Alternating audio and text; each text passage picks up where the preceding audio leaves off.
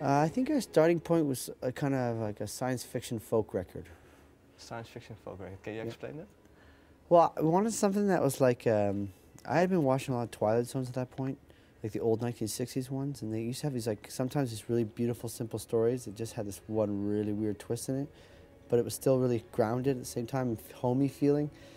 So I kind of wanted to build songs like that, you know, where that felt really home, like it would be like a folk song, like something kind of a nice, simple song, but with always this little twist in it, you know, like kind of like the Twilight Zone.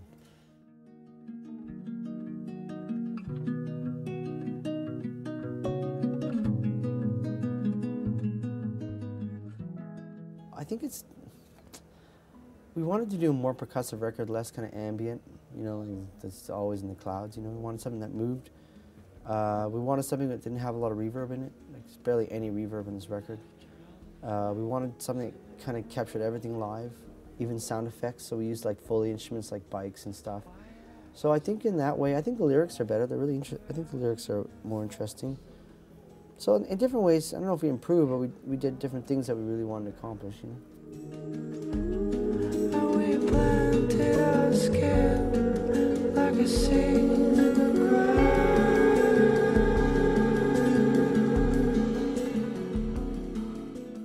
There's just lots of different things in classical music.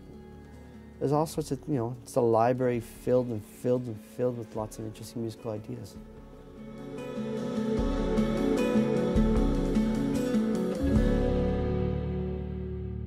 The Impressionistic period was a big inspiration for me. Like that's the 1920s, like 1910 and 1920s, so which it would have been like Debussy and like Satie and all those French composers. That's like something in the roots of my music.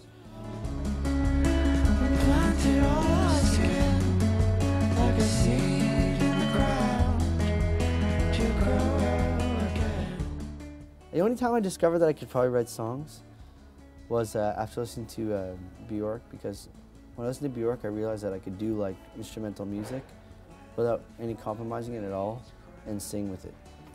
So I think that moment was, you know, I love CCR and all this kind of Casper Nash and Young and Pearl Jam and all that stuff when I was a kid, but none of it really worked for me, you know, like I couldn't just do like a Pearl Jam band, you know. So the only time I was like, okay, I could probably actually sing when I heard Bjork. Because her music is like super left-wing electronic or like super classical or crazy string arrangements and without any musical compromise. And she finds a way to sing over it, and I was like, I like that idea.